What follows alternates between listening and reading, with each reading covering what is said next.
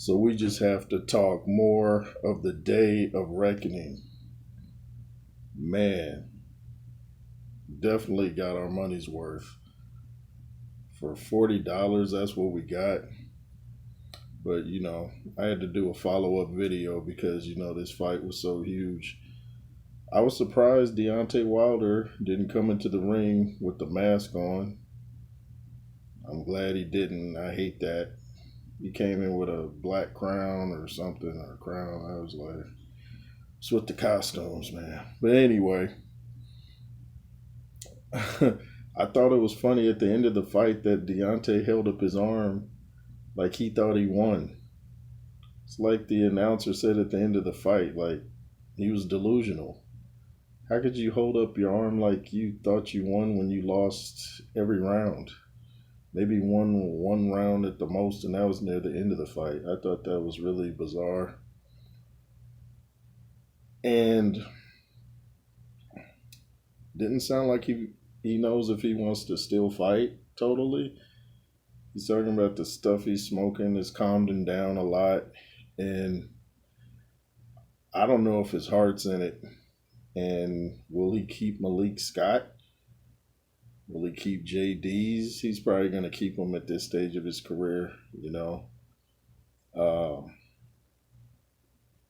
he just didn't have an answer for Joseph Parker, no matter what. And I kept yelling at the screen for Parker to get close because I'm like, man, you don't want to be on the end of that right hand. I always say the crowd is space, but apparently he and Andy Lee knew what he was doing. And Andy Lee said at the press conference afterwards how, people were overlooking Parker like the Wilder fight and Joshua fight was guaranteed. He's like, they gave us a small dressing room and Parker's driving around in a Rolls Royce. In other words, he's saying like we're important too, and they just looked over us. But you can't look over an opponent, and I'm sure that's what Deontay Wilder learned tonight, and Malik Scott. Andy Lee definitely the better trainer between he and Malik Scott. That's not even up for debate. But when you listen to Deontay Wilder give interviews, he tries to sound deep and all that, and tries to sound inspiring. And I was just really tripping that he was thinking that he probably won that fight. Anyway, let's move on to. Oh yeah, but before I move on, what was up with the hammer fist? Like he would get Parker in close and then do the hammer fist. I was like, what is that? But Parker hit him with such a hard hook at one point, you could see the snot fly out of Wilder's nose, and Wilder looked like, what just hit me? And then he kept calm, like, what was that? But let's move on to Big Baby Miller, man. I'm so happy for Daniel Dubois, man. He really he put it down. I think he did an interview with Seconds Out, and I think he had his little brother because he had the same last name. But I think Raheem, Radio Raheem said his son. And I was like, his son? And Big Baby was saying that Daniel was a virgin. Like, that's a bad thing. Shows discipline. You could learn some discipline, Jarrell, even if he is a virgin. But if that was his son, then we know he's not a virgin. But I don't think that was his son. I think that was his brother or relative. But anyway, Big Baby Miller hugged him. He said, "You got my expletive respect." And he said he's going to come in next time a little bit better shape. Daniel Dubois said he'll be back. Daniel took the high road. He still said later on that he's his daddy. And it looked like Big Baby Miller was wearing a diaper in there, like a black diaper. But I thought that was funny. I could tell when Miller was hurt when he started clowning around making faces. And then he looked to the ref like, hey, what's going on? I don't know if he was looking to see if the fight was going to get stopped or what, but I just thought that was funny. He looked at the ref like, hey, this dude's putting hands on me. But Dubois took it to him, man. He was relentless. And you clearly see, like I said, that this Big Baby Miller off the PEDs is not the same as the Miller that was on the PEDs. The punch output isn't there. He still comes forward. He was doing the Joe Joyce defense, which is lead with your chin and get punched. He just took way too many punches. And even at 300 and whatever pounds, you can't take that from a big, strong heavyweight like Daniel Dubois. Even if he weighs 100 pounds less, you can't do it. And I think he found that out the hard way. As Creed said, the hard way. Dubois just looked great. He's in a good. Dubois was even a good sport to James Bashir. Gave him a hug. I think he and Big Baby Miller took pictures with Coach James. I don't know if James is gonna stay with Big Baby Miller. This is the first time I saw him really, and I thought he was gonna be the main trainer, but apparently he's not. Because if James had been the main trainer, I do believe Daniel would have had a different game plan than just getting hit for 10 rounds. And Daniel closed the show, man. He closed the show. That was just impressive to watch. There's no reason for Jarrell to weigh that much, though. There's just no reason. Before, I think there was a reason because his PEDs would burn the fat and turn it into fuel. But without that, you're just heavy. And if you're not going to make your 330-something work for you, then what do you got it for? Yeah, man, I don't think I've ever seen a heavyweight that big. He had a flat stomach, though, you know. That's the positive note. And let's see. And Anthony Joshua was classy to Deontay Wilder. And he said in the post-fight press conference, he said, we can still get it cracking. And he said, I'm going to take the high road right here. He said, I could rip him apart. And, that was pretty cool of Joshua. And the announcer asked him if he was watching the Joseph Parker Wilder fight in the dressing room. And he's like, I didn't even see it. I was just focused on my fight. I thought maybe he saw it, and I thought maybe that motivated him. But he just went in there and wrecked Wallin. And you're starting to see these heavyweights that are heavily muscled are starting to take over.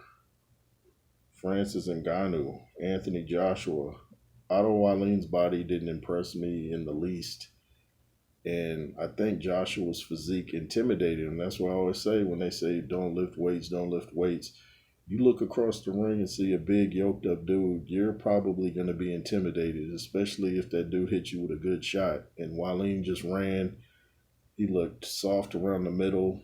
Joshua hit him with a body shot, like in the sternum around the first or second round, and you could tell it hurt Wallin. He just wasn't ready. He was busted up. I don't know if he quit on the stool or if his corner threw in the towel, but Joshua just made it look easy. I said I think Ben Davison is a better fit for Anthony Joshua than Derrick James. I just think Ben is more of a strategist and knows how to communicate with his fighters better than Derrick James. And Joshua still trying to find himself, I think. But I think he's definitely making the right move I think he's moving past the Derrick James time. I think that's over with. Because I saw an interview where someone asked him about that, and he said, next question, like he didn't want to talk about it. So I think he's done with Derrick James. Knowing AJ, he probably didn't like the way that Derrick James went at Bomac. AJ's usually a real classy guy, unless you get under his skin. But yeah, I think Ben Davison is an underrated trainer, and if it was me, I'd definitely pick him over Derrick James. But Day of Reckoning did not disappoint, man, not at all. Makhmudov fought, what's the name? I keep forgetting the name, Kalayev or something like that, and he just could not take it to the body. And you could tell when he leaned down and was just throwing wild shots that he didn't know what else to do. Everybody was talking about what a big, scary heavyweight he was, but his opponent didn't share that opinion and just went in there and dominated him and took away his scary appearance that fast. All that neck twitching and all that, it don't mean nothing now. Man, that was just it was a great card, and Bibble just made his work look easy. Look like Bruce Lee fighting a rapper Common, man. I'm always saying somebody looks like somebody. I said Daniel Dubois looks like Turbo from Breaking. If you look at Turbo now, especially, I said Deontay Wilder looks like a bigger DC Young Fly. Although maybe not that much bigger, because I thought he looked really emaciated tonight. And when I saw Deontay warming up in the dresser, I said on Andrew Tucker World's live stream, I was like, man, I hadn't realized his legs were that skinny. His whole weight must be his upper body, and how can that support? How do them legs suit? How do them legs take that weight? What did John Jones say? They used to call him Bones Jones because they said his upper body needed to sue his legs for lack of support. That's what it looks like for Deontay Wilder, but it's worked for him this far. But Joseph Parker just totally nullified that right hand. He said he could punch, but I guess the punch just wasn't strong enough, and he said he just didn't get hit flush with it. But I guess he was saying that he could tell it had some power on it. So Fury helped Parker out by working with him. People asked Parker, what did Fury teach you going into the fight with Deontay Wilder? And he said, don't get hit with the right hand, which I think is kind of obvious. I still would stay close to Deontay Wilder. I still would stay close. I would never just be on the end of his punch. And I thought Wilder looked fast in camp, but he looked slow tonight. I could see his right hands coming. They were telegraphed. He's doing the hammer fist when he's up close. And like I always say, he throws the jab nice and hard when he's in camp. Then he gets in the fight. He does that sideways motion and looks like he's going to hyperextend his elbow.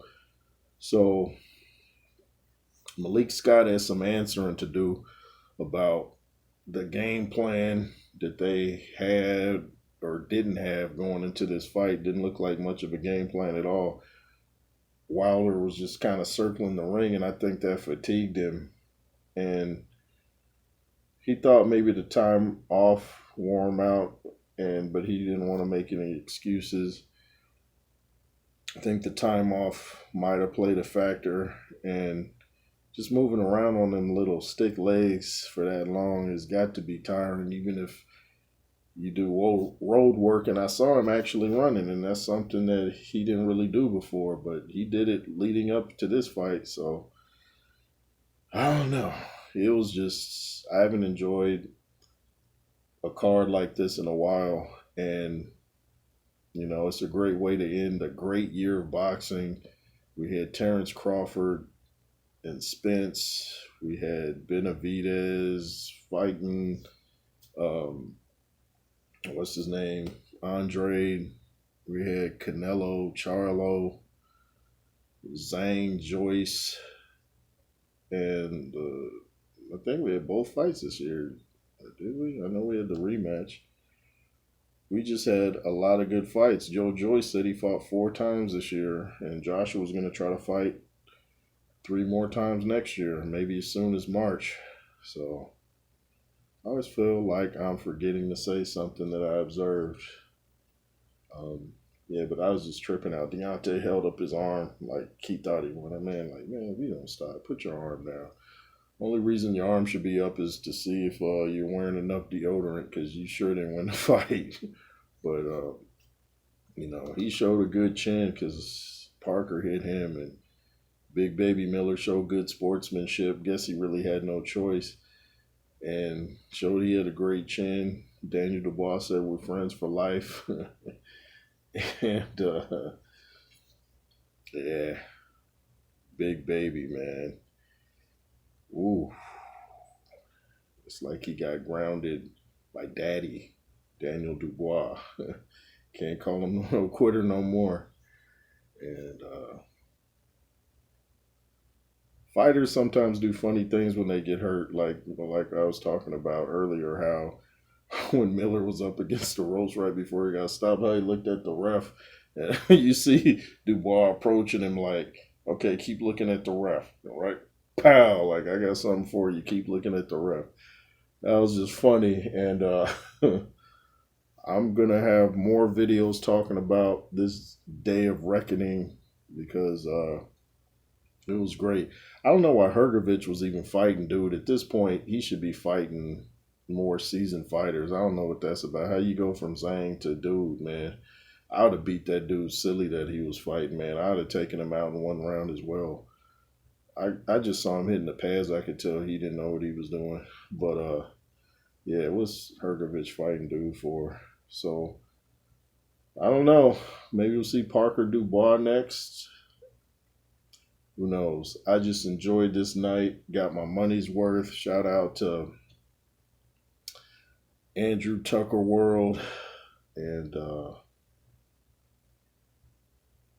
DT, the Boom Man. I hope I'm saying it right. I'm forgetting his name. But anyway, we had a ball. We all know boxing. We've all boxed before. So when you listen to us do a live stream, we're not just making stuff up. We know what we're talking about.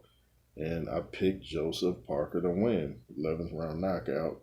Didn't happen, but I picked him to win.